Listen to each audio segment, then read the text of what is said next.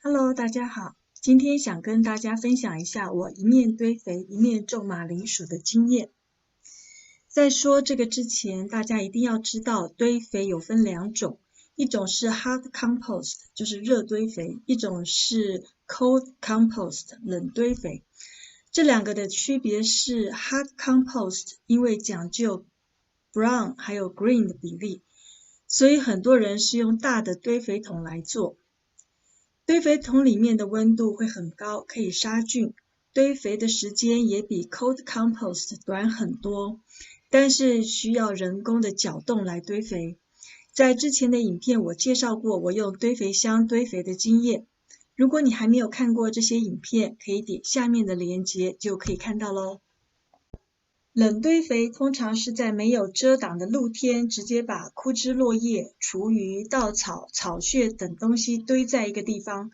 不需要搅动，让时间慢慢的把这些堆肥发酵成土，所以称作冷堆肥。我在落叶堆肥的那个影片里面也曾经介绍过。那我今天要跟大家分享的这个一面堆肥一面种马铃薯，就是在冷堆肥里面进行。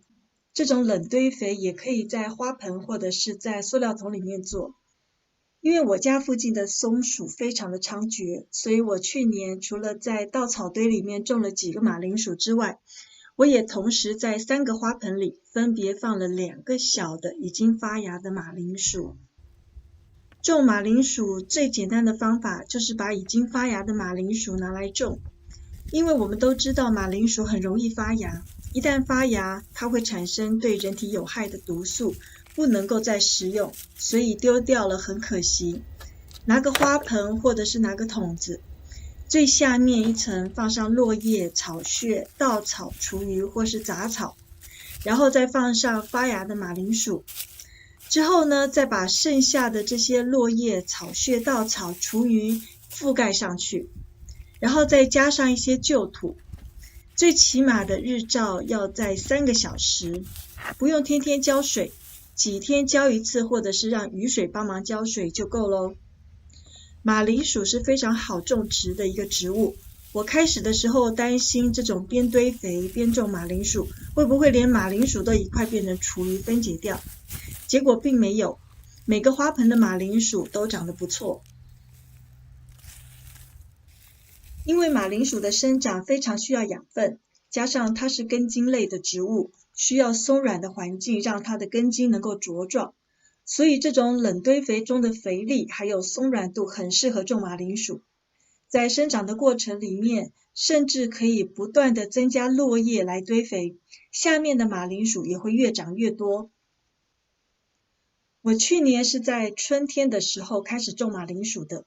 ，2-3个月以后就可以看到马铃薯的叶子开始有点枯黄，这就表示里面的马铃薯可以收成了。我通常是想吃的时候才会去收一个花盆，因为我家只有3个人，他们的食量都非常的小，一个花盆里的马铃薯收成，我家可以吃1到2餐，所以陆陆续续呢，我就收到冬天还在收。这是我最后一次的收成，是12月份，也就是种了大概6个月的结果。仔细一看，这些马铃薯上面一个一个都是有刺刺的，不知道是不是小芽。所以马铃薯看样子最好是在5个月之内就要把它们都挖出来。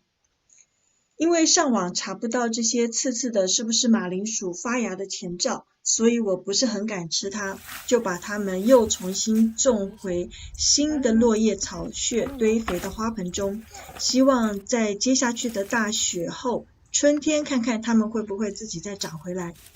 到时候我会更新影片让大家看看结果。当然大部分人是直接丢在堆肥里，这种方法在美国很流行，但因为我这里的松鼠很猖獗，所以我在地里种的都被松鼠给挖出来了。但大家也可以在网上看看其他人的种植经验，他们做的都相当的成功。把花盆整个倒出来，我们除了看到一个个的马铃薯之外，也可以看到当初的落叶厨余都变成松软的黑土了。所以这种边堆肥边种马铃薯的方法真的很适合种菜新手或者是不想花太多心思种菜的人。还有一点我发现的是，种马铃薯的虫害很少，顶多就是这种黑黑的小虫子，喷喷辣椒水或者是酵素水，甚至直接捏掉它们就可以了，没有什么大碍的。好了，这就是我今天想跟大家分享的边堆肥边种马铃薯的经验。如果你对堆肥有兴趣，也可以参考我之前的影片哦。自己堆肥可以将很多日常的厨余变成有用的肥料，最终再回到自己的菜园里滋润新的植物，对我们的地球和整个环境都是有利无害的。希望我今天的分享对大家有所帮助，感谢您的观看。如果你也喜欢种植，可以关注或订阅我哦，拜拜。